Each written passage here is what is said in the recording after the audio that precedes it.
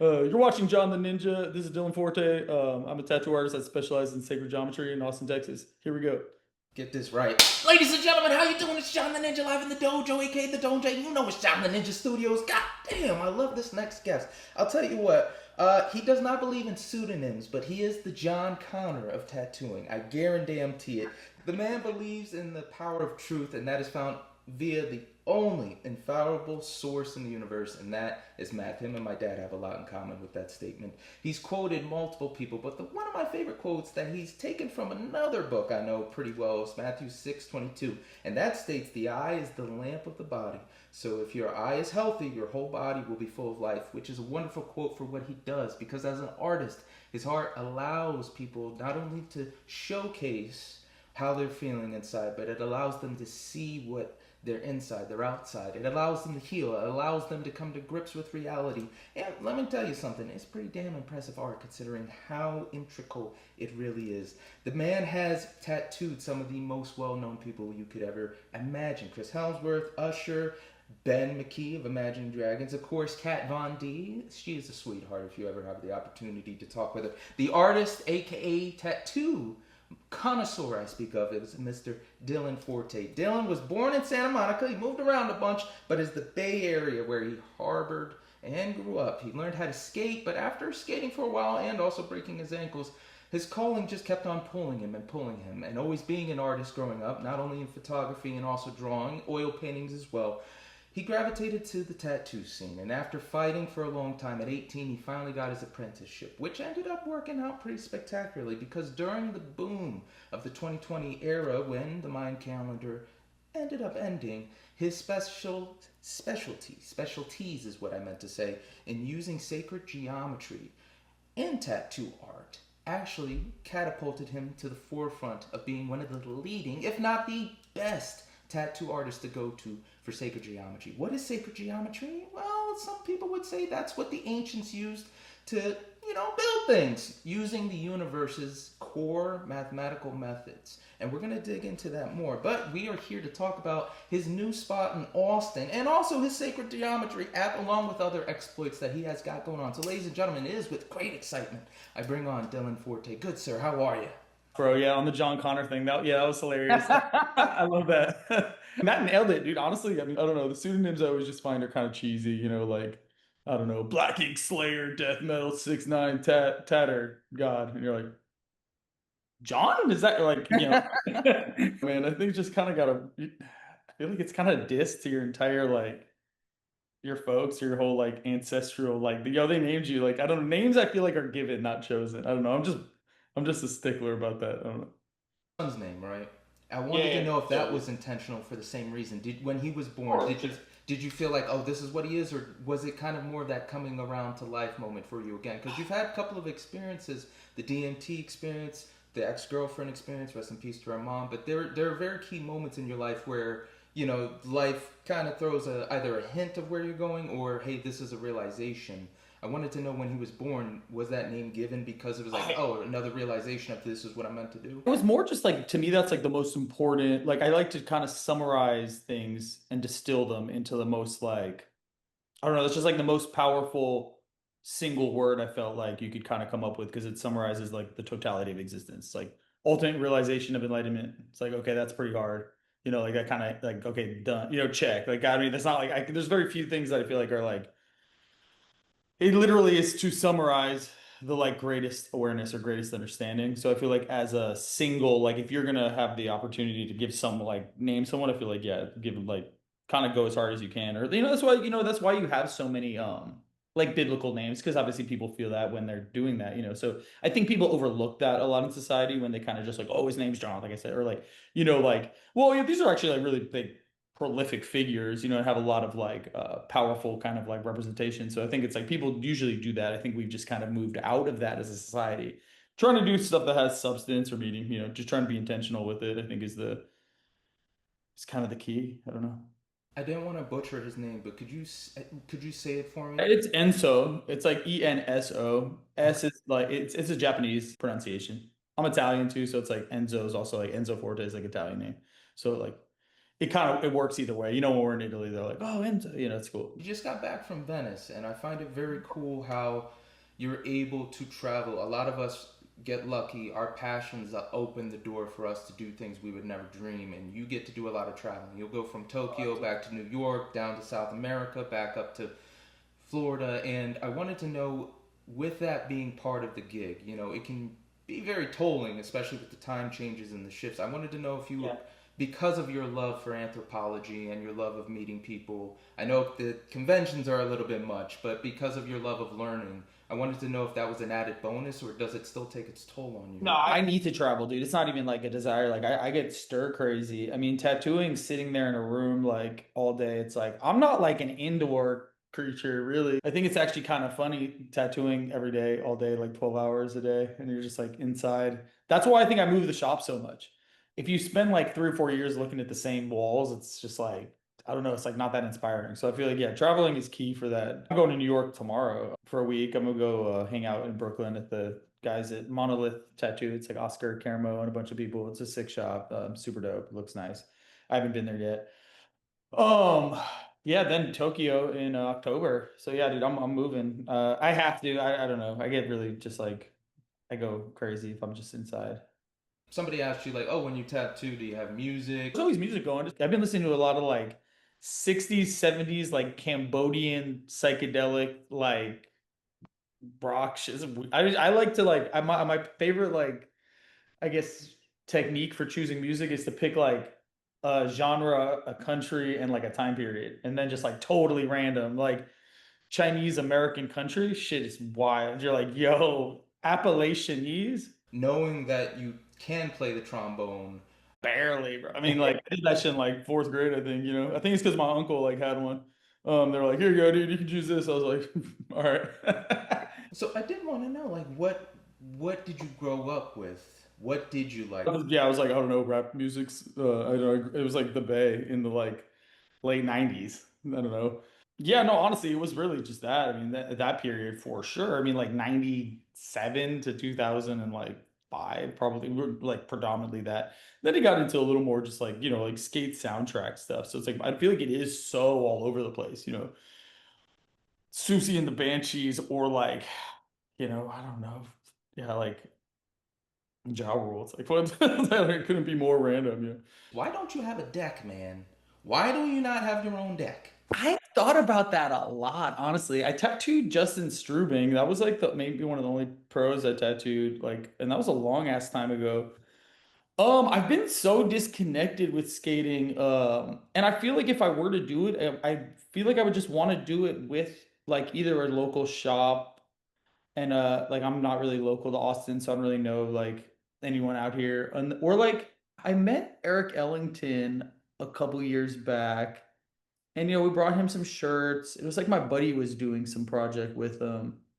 And that would be cool. I feel like I guess I would just want to do it if it was like sort of like with like a company that people liked already and respected. And I don't know. I don't really want to just throw my own out there. I feel like it's like I don't know. I don't want to make a skate company. It's a lot of work, it's a lot of things. You got to do a lot of outreach in that way. But yeah, I have thought about that. I've really never designed a board. I actually have a couple of I did make a few designs at one point that could be kind of cool for it. But and it has been on my mind. It's actually been on my mind a little bit more recently. As you know, my son's getting old enough to like want to skate and kind of be involved in it, put him together a board and like I've been thinking about it. Like and I've been thinking about it's just I guess the biggest thing that sucks with tattooing as a career path and skating is it's like I can't really afford to have like a broken wrist or like go down super bad and be like, oh, I gotta cancel my appointment because I was like skating. It's like I don't know, and I'm like, I'm getting grown up now, dude. I'll be getting a little thicker. It's gonna be, I don't know. I should honestly, but yeah, I should make a board. It's been on the like, it's been brewing. When I see your designs, man, they just scream the vibe people go for.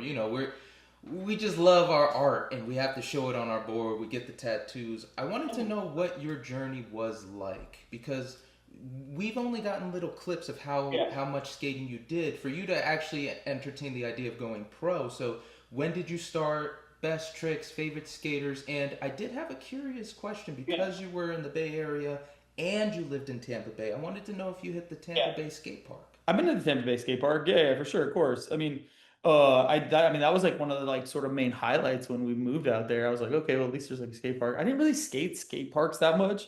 I was way more into like creative, like I don't know, street stuff, like more. I loved like Baker, like a lot of debauchery, like that was really my whole vibe was like Foundation Zero Baker. Kind of like all of the like more heshish stuff. Um which was actually not very Bay Area. And I think that's why I kind of like thought it was cool because it was a little bit like, except, like Corey Duffel and stuff. He was fucking killed it. Yeah. There's so many good skaters out there. But yeah, I wasn't really into the like San Francisco, like, I don't know, Embarcadero stuff or like, I mean, like it's cool. It's just not so much like I was a little bit past that, like a little later to that generation. I've been to Third and Army. I've been to like, oh, I don't know, all those spots, Embarcadero, Presidio spots, like Clipper, and like I don't know. There's so many, dude. It's funny because this is so like the skating stuff. It's like dusting off a part of mine. Like oh yeah, like even these names and stuff. It's like funny, like Hubba and like I don't know. People will probably be unless they know skating, they'll be like I have no idea what words this dude's uttering right now. But like if they do, they'll be like oh shit, Dylan knows those spots. It's like I don't know, but I'm trying to think like. I was trying to like I feel like the peak was like there was a day I was trying to do like kickflip back five down this like this at the convention in Tampa and I did like a kickflip over the rail and then go and try to kickflip the 13 and then just like that was fucking too big and I was like yeah fuck that. That and yeah then I don't the convention center in Tampa Bay that was like my favorite spot. I feel like I got like the best tricks there. But yeah, that one was like, man, that's ancient. It's like I was probably like 18. I remember if you know, maybe 17. So it's so hard to dust it off, man. It's like proper 20 years ago. So I don't know. I like yeah, I did a bunch of stuff down the eight stair rail in the back of the convention center on the water. That was like the sickest one. I remember I was gonna go do front blunt down it the next day, and that was the day I like went skating with my buddy Rick and behind like a Publix. He was like, "Yo, you want to go skate behind here?" And I was like, "All right, whatever." Like it was like late night. I like threw on some shoes that had like like one lace maybe, and yeah, just like I was like fucking around, trying to kickflip over some gap, and just caught the like edge of it, and just like my shit just spun out, and the bone came out of my leg and shit, and I was like, "Oh man," and I just remember being like, there was a scene in this. I forget what his name is. This Canadian skater where he like breaks his knee and he's like, "Yep, somebody's gonna have to call an ambulance. It's broke." And he just like is super calm about it. I remember being super calm. I was just like, "Yeah, it's broke." And now, honestly, that was like such a. It was like the worst timing for it for skating career because I was like super getting like kind of like back into like I don't know. I was trying to get a little bit gnarlier and do a little bit more tech stuff, down bigger stuff. Um, and then yeah, I was just kind of like, I remember that was like that was the first one, and it wasn't that bad. And then maybe like 4 months later, I was trying to like rebuild some of the confidence to go down bigger stuff. I remember it was like maybe it was like a seven or something. It wasn't like huge at all, and I was like.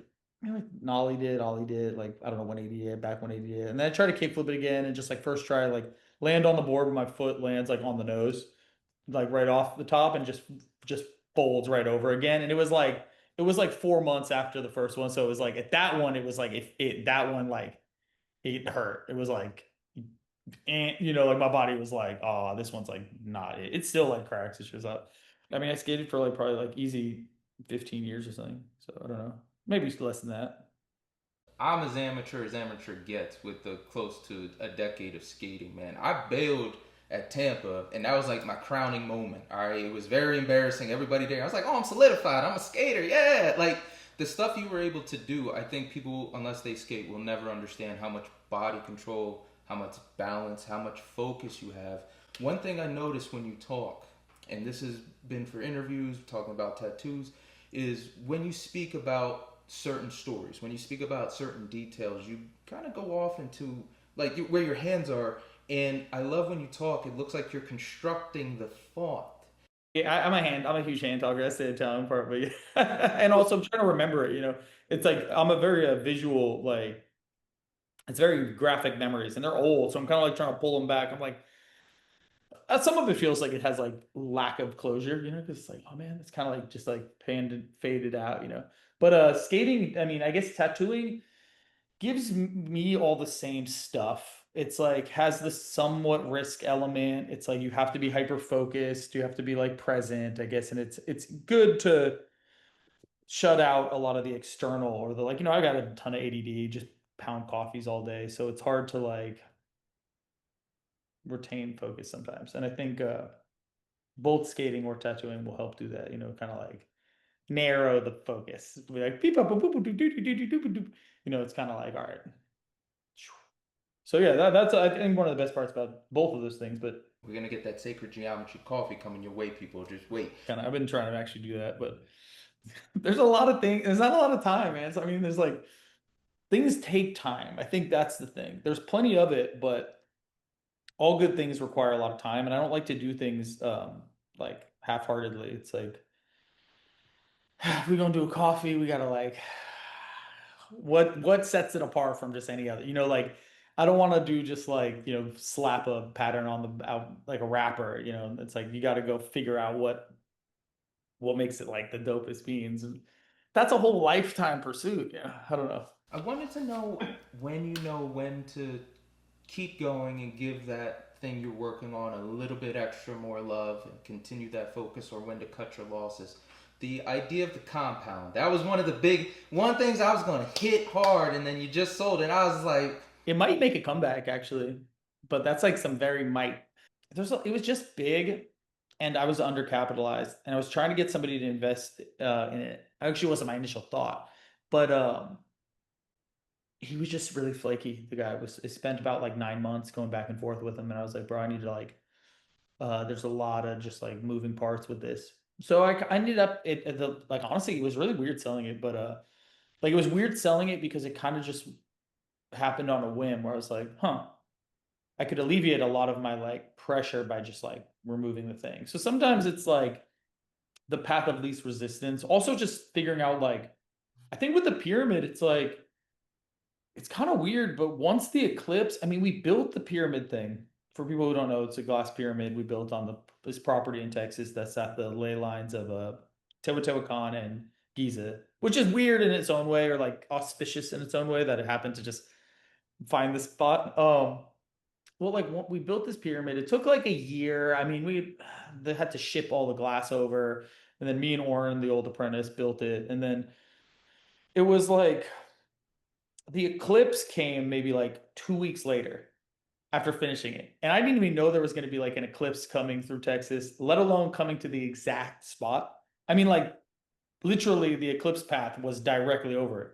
So doing like having like building the pyramid and having the eclipse come like right over it.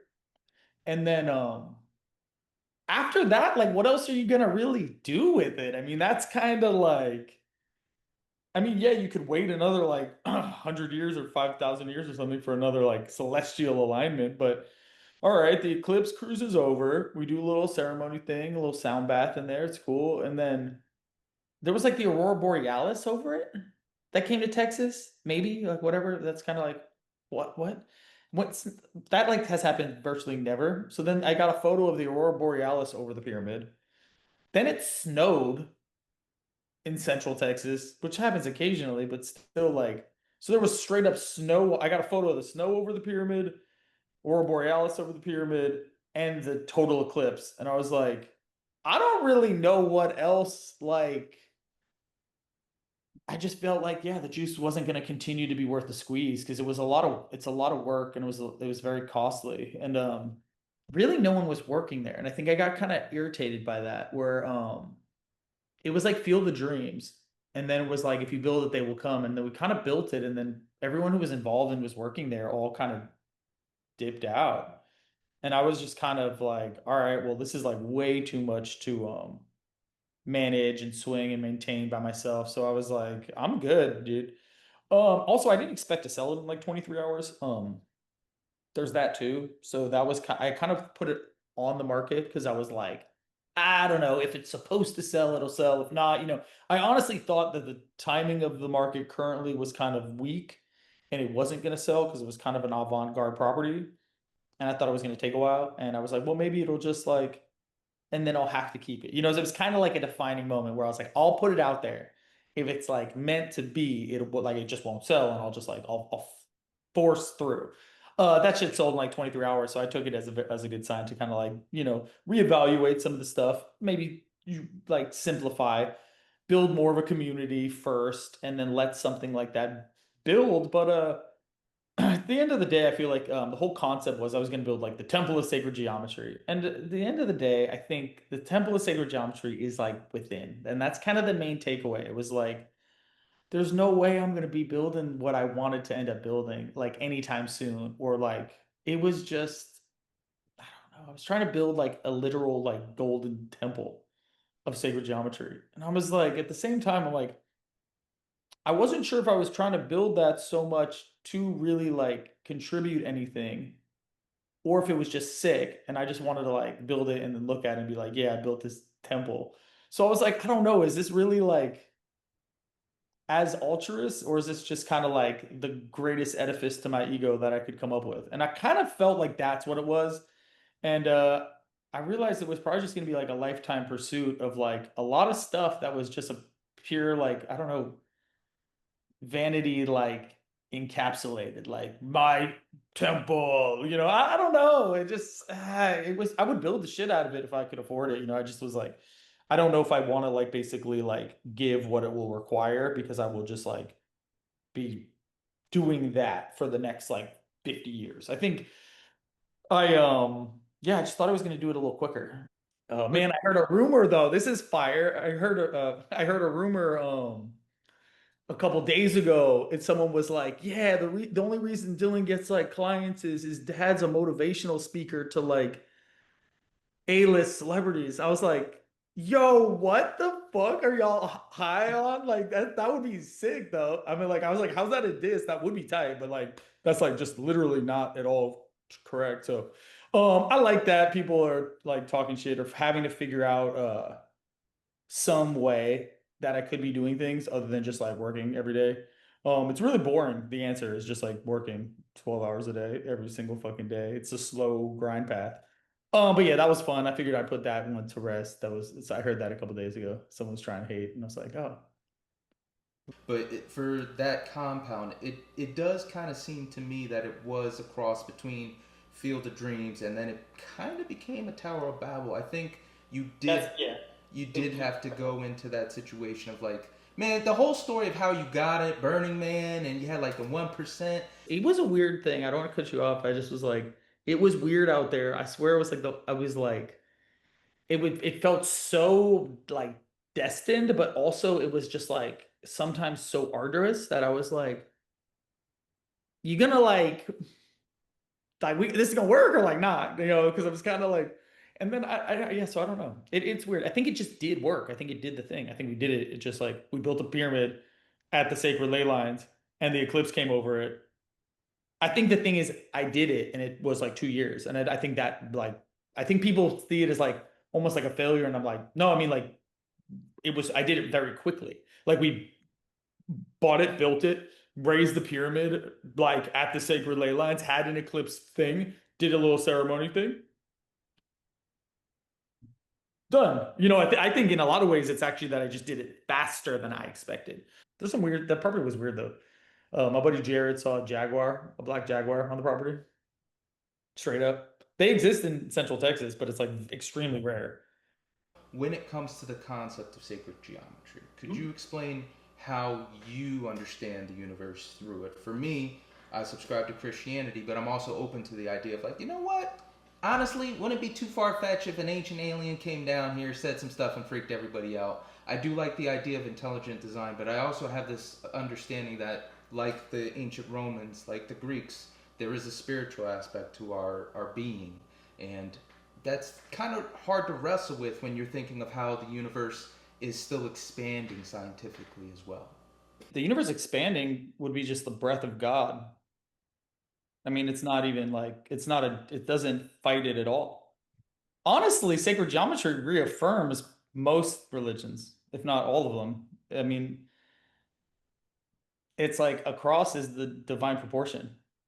It's literally showing you the divine proportion. It like, I mean, it's also a human body. It's like the most mathematically like mirrored image as it gets. I mean, I feel like people actually have this weird or get misconstrued sometimes because like sacred geometry literally implies creationism. Like it implies a creator. Like that's what it's implying. It's implying that there's math behind all nature and that math is irrefutable. Your hands are symmetrical. They're fivefold, pentagonal shape. Your body's a pentagram. You're literally a fivefold phi ratio. So it's like the probabilities of these mathematic anomalies occurring by chance are virtually like zero squared to the like trillionth. You know, it's I think it's low probabilistically to put it mildly. So yeah, I don't think there's anything unchristian about sacred geometry at all. I think it's quite the contrary. I think it's the some of the earliest origins of these notions. Yeah, I mean, I think it's basically just evidence that there's something beyond behind like the curtain. It's like there's I think it's evidence of the Wizard of Oz. I think it's kind of the best way to put it, you know, like but I guess my personal take is more that it's not really separate, which is really cool because I think it's really important, but it's like I think simply put, separation is the root of all like hate and injustice and failure of human civilization. And I think it's the belief that we are separate from dot dot dot. The belief that we're separate from each other, the belief that we're separate from like a creator, the belief that we're separate from that which is created. That just like we think we're separate from the earth, so we treat it like shit. We think we're separate from God, so we walk around like empty, filling ourselves with like materialistic nonsense and like you know, like insatiable, just like quick dopamine hits. Like, yeah, I think it's simply that if we just like really kind of like realize that we're all inseparable, that changes a lot. I think then we kind of realize that that's a premise that's behind most religious thought, you know, at the highest level. It really is. I mean, there's not, you know, like it's hard to just like make grandiose statements like that because I don't know necessarily how everyone's interpretations of all of the different ones are, but I don't know. I feel like I don't want to say like, yeah, my interpretation is like better or worse or anything. I just think that like people's interpretations of a lot of ancient texts might not necessarily be the like totality of the ancient texts like decorum or like you know what it actually means. Just because someone interprets it a certain way, it doesn't necessarily mean that's like how it was. And that could be said for anyone, you know. So like in my opinion, it's just like sacred geometry is like the backbone to all of the religious constructs, and it simply is like it's older for the most part. Like I mean, just the notion of geometry as like to measure. It's just literally geometry is the to measure. So to measure Earth, geometry is to measure the Earth and your surroundings. So all it is a parameter. It's an XYZ axis. It's us trying to like create boundaries of like understanding. Um and that could be understood through the concept of like simulation theory or a virtual reality or if we're like virtual machines, but all of that's just us trying to understand the existential crisis of like what is reality and then trying to put it into parameters of our current cultural understandings. So if that's like we currently understand the world because we use computers a lot and zooms and we're talking through the you know the air right now and the midst is magic, you know, it's like it is as much magic as any of those stuff, but it's just our current way of understanding things and our way of culturally explaining them to each other in a way that I feel like is more relevant. You know, but if you read a lot of ancient texts, it's like very hard for us to digest because they're talking about like in a period that like and they're the parables and stuff they're referring to. It's just kind of a little difficult for us to sometimes understand because it's like periods of time that are very different, you know, like and so it's just like yeah, I don't know, it's just like a hard way for us to kind of grasp things. Or So I really was curious because your dad and mom, I ain't gonna lie, they the belle of the ball. They got some great stuff going on. Mom's the art. I'm sorry, not the artist. Mom is the writer. She's the author, and dad, he was a numerologist as well as a photographer. Yeah, I think I've Yeah, heard. he does a lot of math stuff too, you know. So have you and him been able to go back and forth and then have fun conversations around this? For sure. I mean, of course. I mean, I think everyone's a byproduct of their experiences, especially, with their like people who are they're close with, of course. I talk to them all the time about all this shit. Trying to figure it out. I mean, I'm trying to figure all this stuff out. Like, I don't know anything, dude. I'm literally just trying to figure out like that's like the best understanding I feel like I have for how this works so far. Like, I don't know. It seems like a kind of like a byproduct, like a toroidal field that just like that. And so back to the like expansion breath and how could it be expanding if it was like finished and dusted. And I think that's the thing. I think it is expanding. I think it is expanding and contracting. I think it's a torus, and I think it's like a electrical field that like like we know that there's like a toroidal field that emanates kind of from like the human heart, and it's like an electromagnetic field. And so everything has these things, and I think people have a hard time. Yeah, they have a hard they want to like put these things into boxes and make them like easier to understand and be like, okay, like I mean, but then like I think it's more nuanced. So it's like, I don't know, as like if like there's like like I don't know, like God, like why wouldn't God be like more like an infinite shape, like a shape that is infinite, that is like permeating all things, like a sphere has no sides, is boundless, is infinite, is alpha and omega, like at the essence, like wouldn't it be like more spherical or like more like as the actual entity? And maybe they show up in a way to just like more like into people to like also like interact with people, or maybe we're more spherical than we know. Maybe we're just molecular particles that are spheres within spheres within spheres. Like it's like we're seeing things in a certain way, but it's kind of more like a dream. I'm not gonna let you get away with saying you know nothing. All right, you're spending all these facts here, and you got 5 books in Plato in Latin. I don't care if you're using Google Translate, bro. This is all theory. Pretty damn good theories. I'm sitting here like this is a lot of stuff I had to pay a lot of money to hear and learn. So I'm a little, Yeah, I mean, for sure, absolutely. Just to sidetrack real quick, because I know you do oil paintings. I absolutely adore the painting behind you. I wanted to know what painting that was. This painting is sick. This was my grandmother's. Her her her teacher, her art teacher painted this in like when she was a kid. So I mean like this is like super old. It's like 1800s, but like this was yeah, her art teacher was a nun who painted this at her like Catholic like you know art or just school, but art. Yeah, so this painting is like super sick. You gotta give it up. Like your family's so in tune with the artist entry, and it's kind of trickled down to you. I also know you're a photographer. We both have a love for the passion of making sure the shot looks just right, the lighting. Like I can't tell you, I'm amateur at best, but I've spent close to days posting a stupid picture on Instagram that just for the love of it. I wanted to know when you're dealing with the skin, when you're dealing with something that's moving and the back and forth. You've created such an intricate style with sacred geometry and your tattooing. I wanted to know when you finally felt comfortable doing it, knowing like, okay, this is how the body reacts, this is how it doesn't. What was that moment where it was kind of a click, like, you know what, I think I'm more than competent enough. I can claim that I'm an expert at this process now.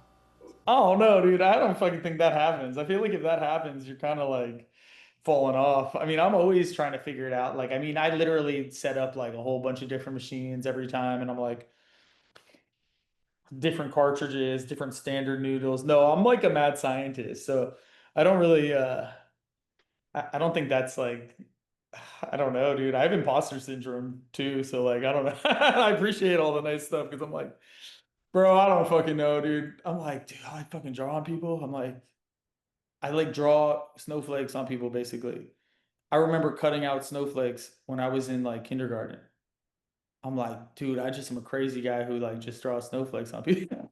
Bro, like so I don't know, dude. Like I don't think ever, yeah, I don't think ever. But probably like, I don't know, maybe like 10 years ago or something. Like I was like, I liked some of the tats that were like, coming out. I like a lot of the tattoos I'll do. Like most of them, I'm like, oh, these are sick. But like They take so long to get done that by the time you're done with one, it's like if you do a back piece or a sleeve or something, sometimes that could be like 6 months or 2 years or 3 years, or the client won't come back for 5 years and then they come back and you're like, man, like I kind of want to go over this or like, so it's a never ending process. I mean, I feel like if I was a musician, it'd be hard not to like want to redo songs or like add to it, or be listening to it like years later and be like, that needs to get like mastered different, or like, I feel like it'd be hard to like just have it be done and dusted and be like, oh, that one's good. Okay, let's check.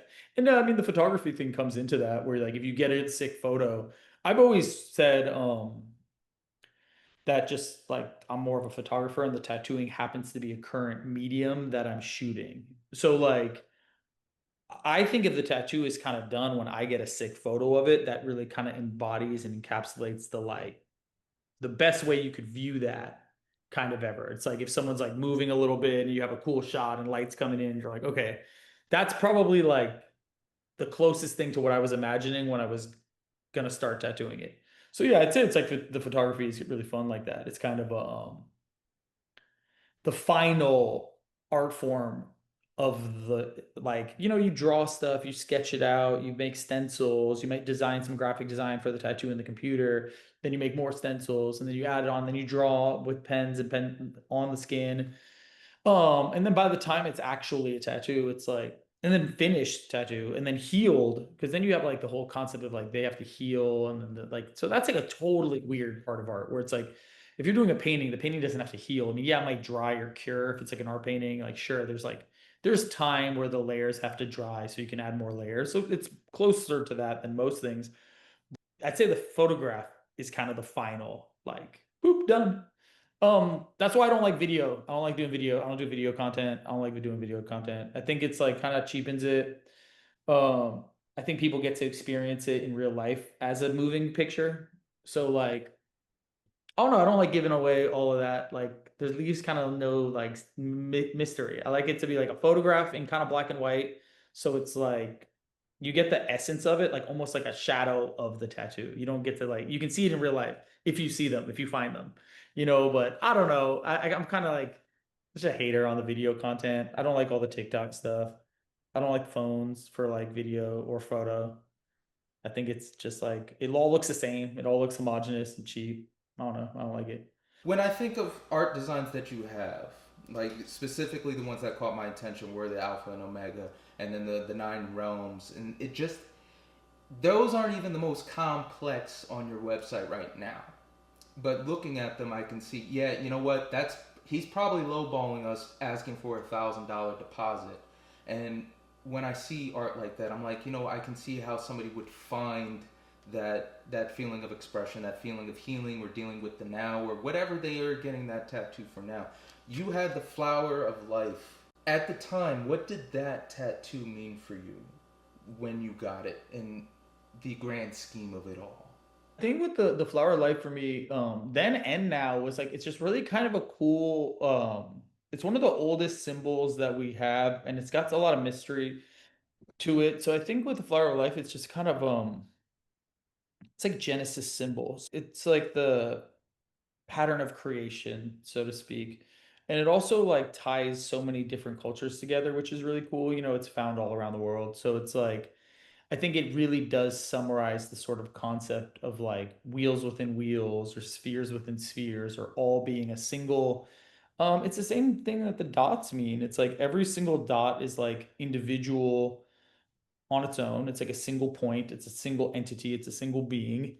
But collectively it makes a new picture. So it's like it gets to stand on its own. Like one of the circles in the flower of life is like you or I, and then the whole picture, the interwoven fabric of it becomes a tapestry of everyone, the story that everyone is, and that's kind of cool. It's like it's a one note in the story. One circle is a note in the song, as is one dot is a note in the song, and that's really what it means. I mean, that's what it means, and that's what we all are, really. I think, and I think that's probably a more accurate representation. And to quote the whole like beginning there was a word. I mean, that also represents Om. It's a sound. It's a tone. In the beginning, there was a vibration. In the beginning, there was a word. So it's the same thing. I don't know. I don't know, everyone wants to kill each other about it in disagreement, but they're kind of saying the same thing. It's like the Matrix where he says you take a mind out and it's too dangerous, so he apologized for him.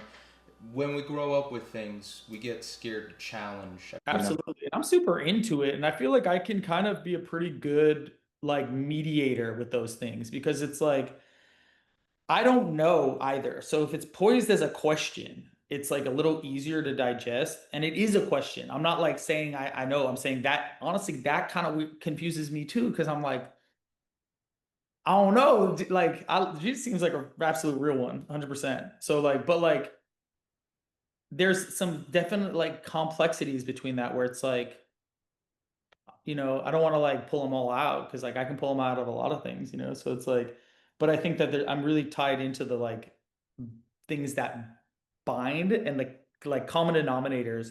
And really it's the whole thing is like it's as cheesy as it is, it's like it is really like getting the vibe or the essence of these things.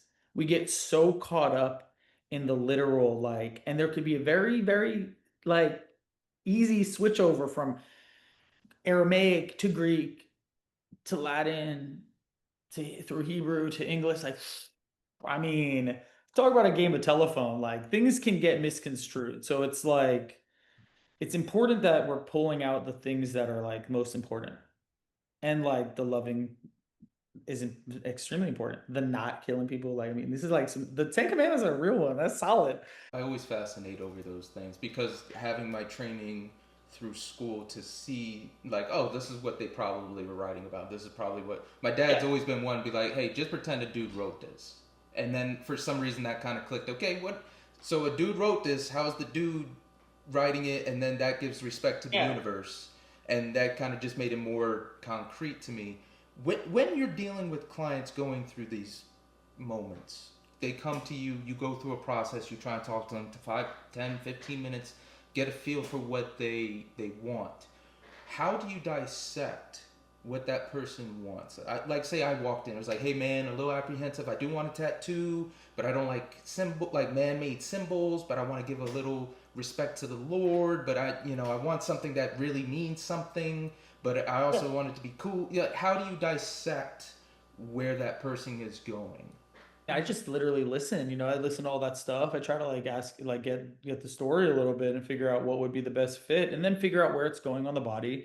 So if there's any like inherent natural flow. So if it's like I like forearms because there's not that much flow, for instance. It's like relatively a flat surface. So you can kind of like put something really like as prominent there. And then, if it's going to roll across the outside of the arm, it can kind of spiral out and spiral around. And then, there's like, I think of it as like there's like quadrants to the arm. So that like, I don't know, it'd be kind of like how a butcher cuts meat out. There's like spots that present specific cuts. So there's zones. So like, if you're gonna put things in those zones, and then you just kind of figure out their key focal points and like what they want to like emphasize the hardest. So if it's like something they feel the most prominent on, it's like, yeah, your forearm, the inner part if you want to conceal it a little bit, outer part if it's sort of like you're, I don't know, showing it like out in your resting state. Art here if it's kind of like armor for you and it's like kind of a protective shield. The body in itself has like different representational like aspects. If it's on your leg, same thing. If it's a knee, it can be kind of like armorish, and outer legs kind of armory. Inner leg is more like, something that's like more vulnerable. So it's like, I don't know. All of the spots kind of have their own interpretive way of what you're going to put there. So it's like, yeah, like maybe you put it on your chest and it's like really you want it to fucking, hit.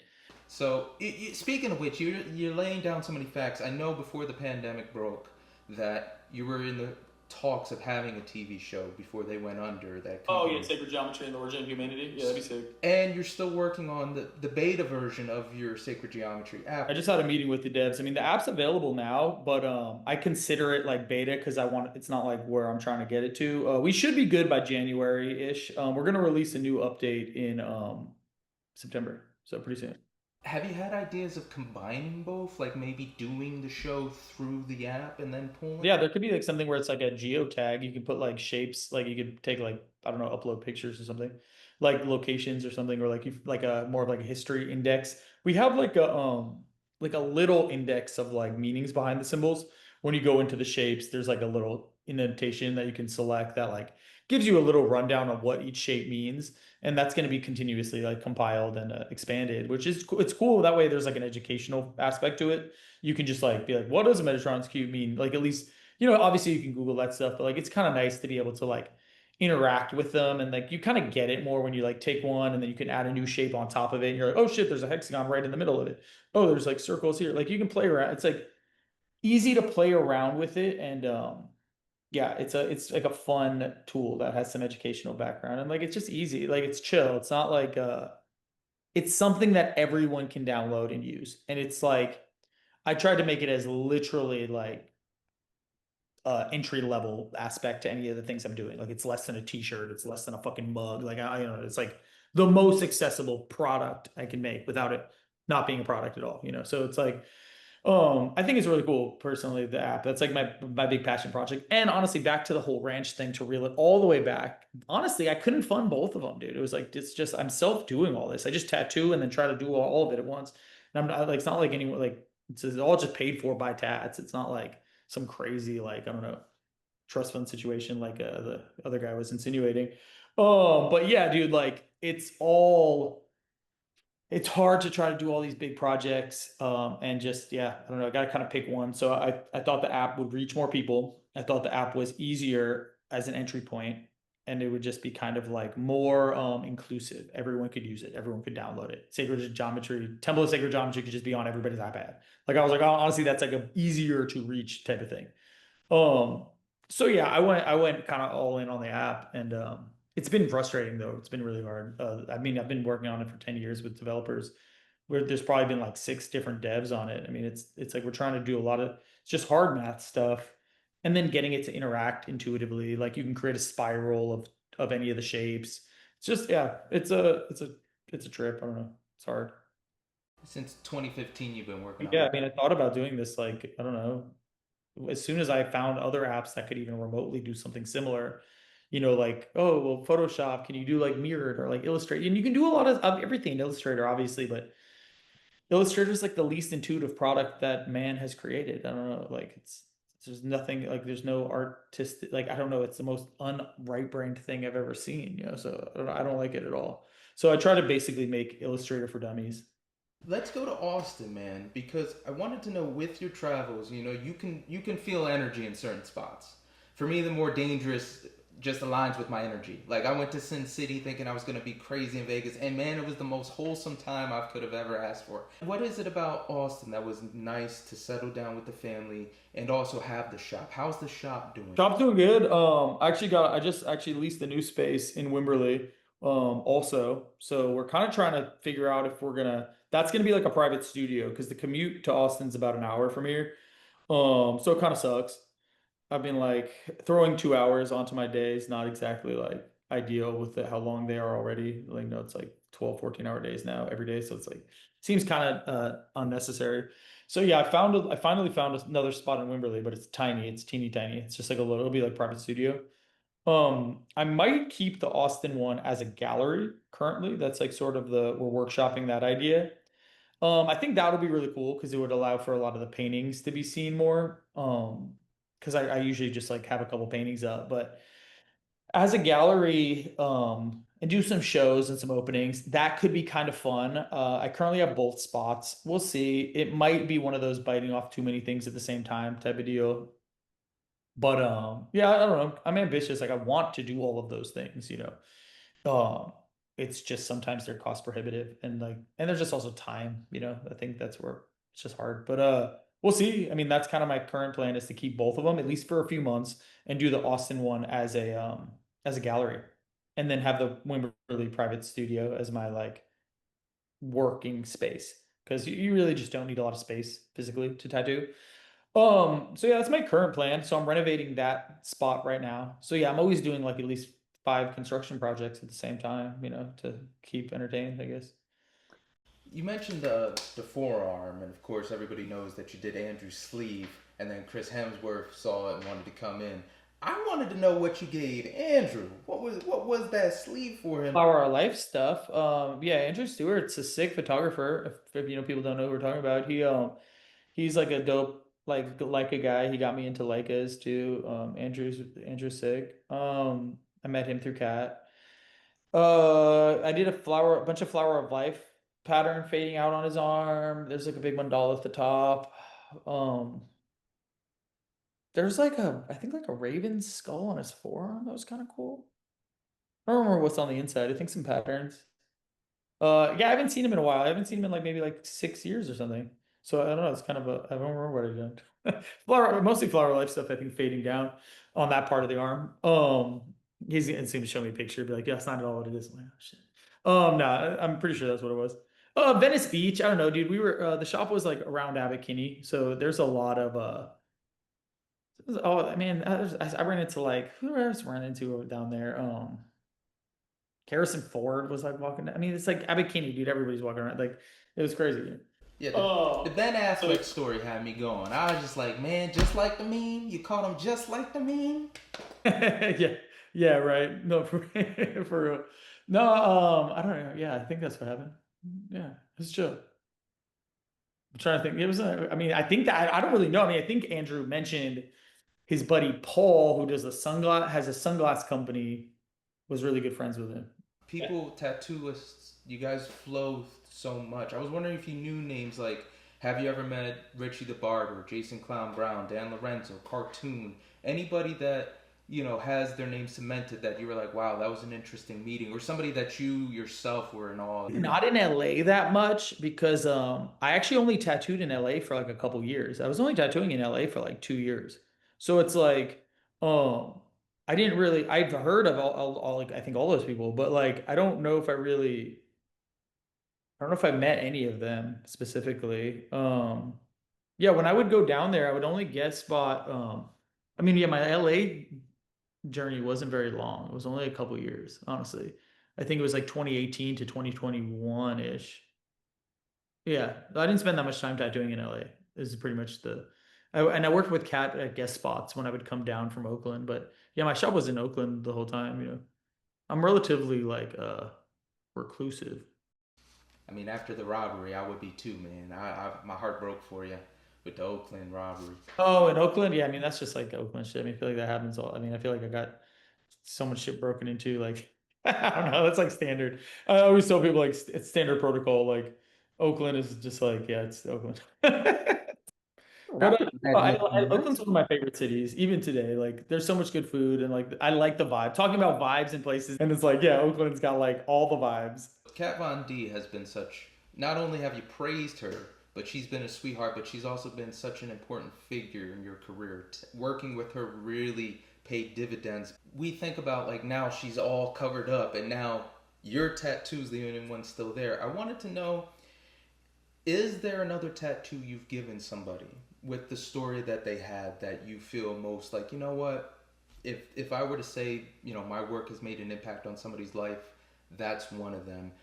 Is hers like one of the highest up there? Is it the highest up there? Or is there another story where somebody told you like this is why I'm getting that tattoo and it touched you on that, real spiritual level of like I'm so grateful that I was able to help you with this journey?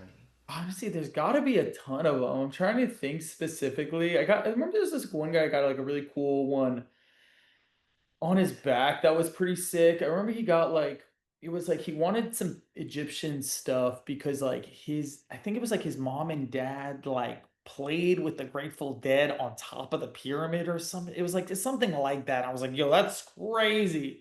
I ended up giving him like a tiny little piece of like, some like thing I found it out there and I was like, yo, this is crazy.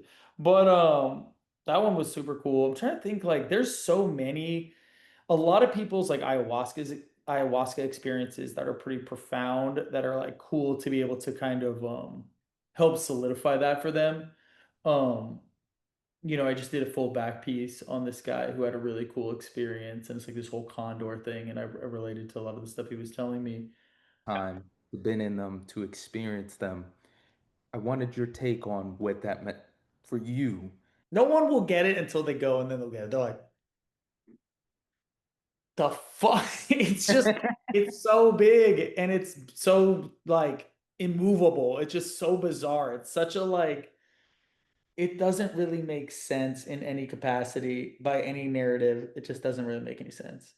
And it does, and like there's you could even if you explain like the physicality of like, all right, even if you like made a block through some form of lost concrete process, like lost limestone concrete, like you mixed up the mortar, made a mortar brick that big, and then even if you used like a compound chain crane, you could theoretically lift something at that weight, very using very low tech.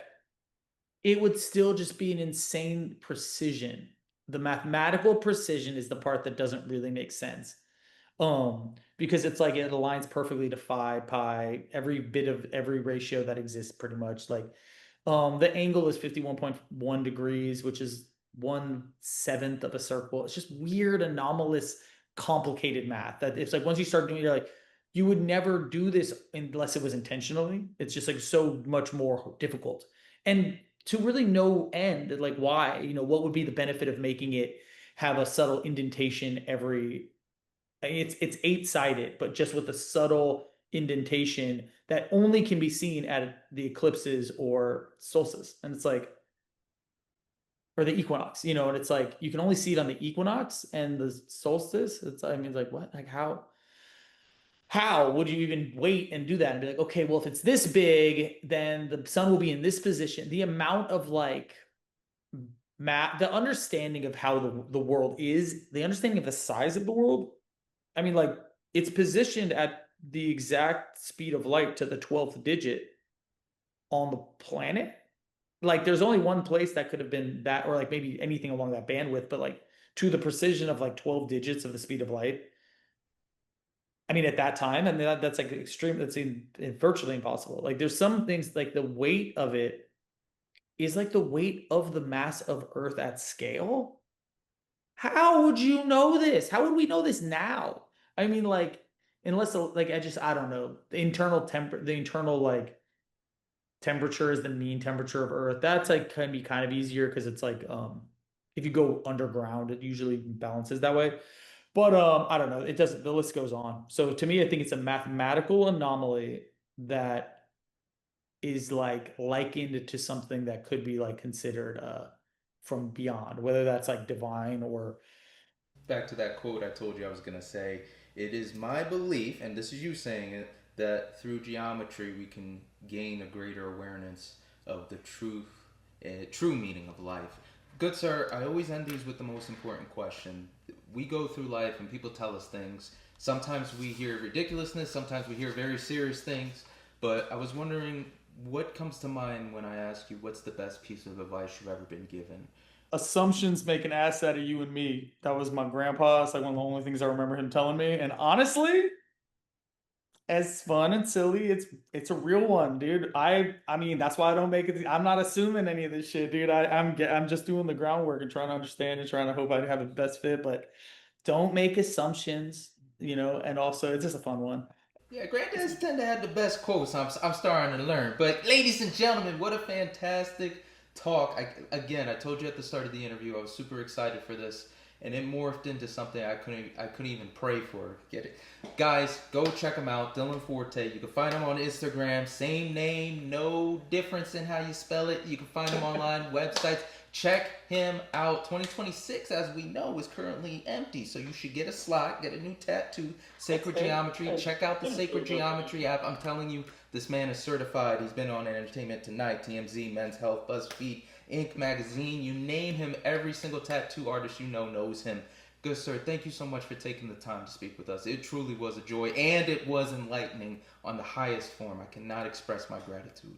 I appreciate it, man. It was a good one. I like we started out fun and light, and then we brought in some substance. It's good and some hard fun questions. Some yeah, man. Appreciate it. And everybody else, be smart, be mindful, rock on, and check out some geometry. Get a tattoo. Ninja out. Woo, baby, you listen to John the Ninja. All your ears are about to go on a vacation. John the Ninja's got what you need.